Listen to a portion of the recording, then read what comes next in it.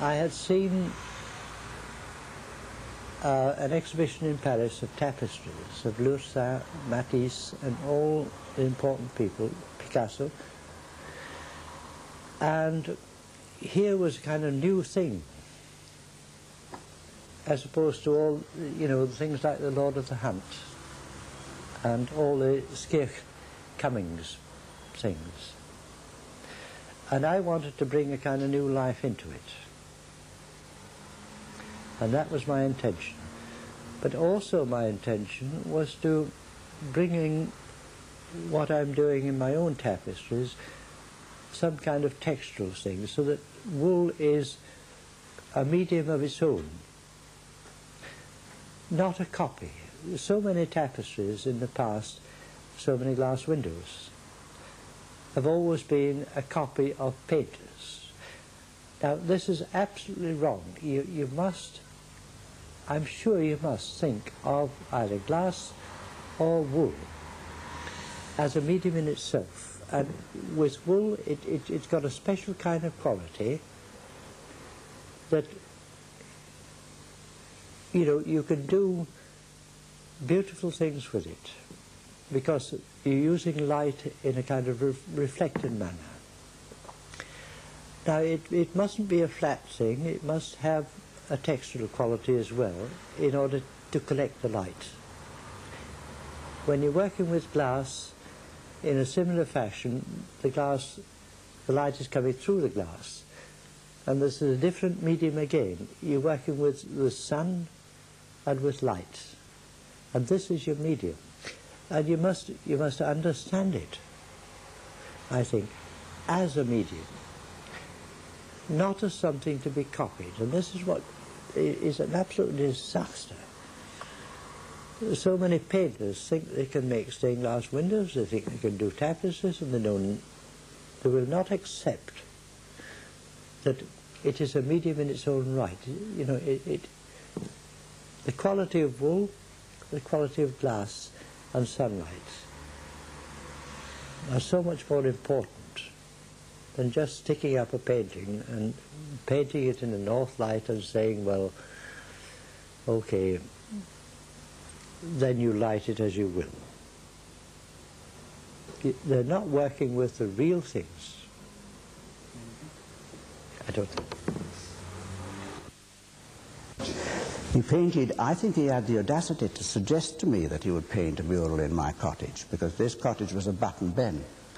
And I got it just after the war, when the idea of going into digs wasn't a good idea, and I was waiting for the moment when I would get married. I might tell you I had some curious adventures before that moment came with landladies and other bits of digs. But I got this cottage, a button ben. I had a Morris 8, which with going downhill with a following wind could touch about 35 miles an hour. And we went out of some hilarious sort of foursomes in this thing. But he said he would paint me a mural. And you know what a button ben is like, a box and a half. And I thought, well, he'll try out a bit of technique here and there. Not a bit. He set about a great major event. And in a little room, this mural was the biggest thing around. You know, it was in direct competition with the Pentlands, which were just adjacent. And I thought, what a damn cheek. Taking this presumption. And of course it wasn't. It was a great big, serious, not joke, but exercise, because Sax was just obviously trying out the whole potential. And we lived with that mural and got to like it. These three people, now, there was Cruikshank, Lutit, and Gordon. And these were grown men. They had come back from the war, 1916,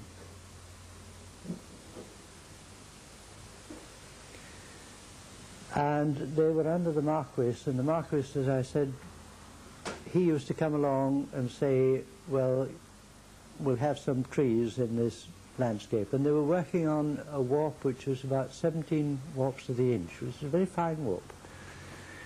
And in 6 months' time, you can maybe do, what, about 6 or 7 square feet. And the Marquis would come along and say, who told you to put those trees in? Take them out. So the next 3 months they would spend taking out all the work that they put in the previous 6 months. And these people were kind of, you know, very depressed in every kind of way. When you put a lot of work in and then you're told to take it out, and then the following week you would come along, no, the following 6 months you would come along and say, what happened to my trees? Let's have them back in again. So these were the boys that I took over when I became director, you know, apathetic to a degree. They didn't want to know. Here's another guy coming along who'll probably do the same as the Marquis did. So it was a kind of very uphill struggle, trying to get these men to push it a little bit. And one of the most amusing incidents was I did a small panel which was an alpha and omega sign. And this shows the state or mind of these people.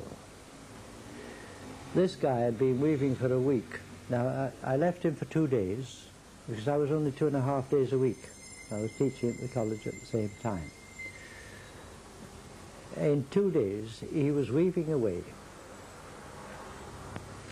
And I went to see him, see how it's getting on, and I said, you know, what happened to the cross piece in the A sign? You know, you got an A with a cross piece. And this guy had woven away and forgotten all about the cross piece in the A. So that was the kind of people that I was working with.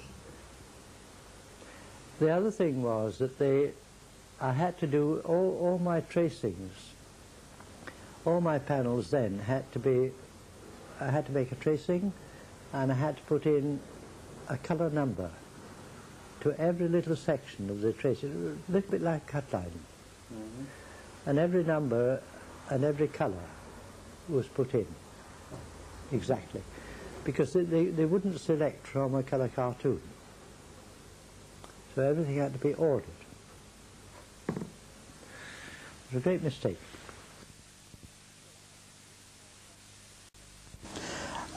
I would only be a spectator. I'm not quite sure. Possibly I'm being a little presumptuous, but I would honestly be expressing a private opinion of a certain sadness that I didn't see more of Maisie's work. She was an enormous support, is, to Sax.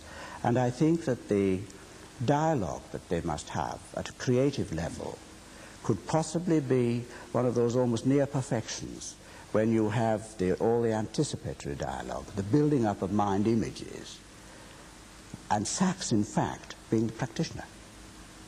And therefore, a lot of Maisie's ideas, and I would say this, I'm sure without offense, were channeled into a good deal of what Sax was doing, and vice versa. But there they stayed with Maisie to fill the next idea, rather than to become an artifact, with one exception, and it's a very important one. I would imagine the bulk of Maisie's creative force, not energy necessarily, was placed at the service of those dozens and hundreds of young children who just lifted off in her classes.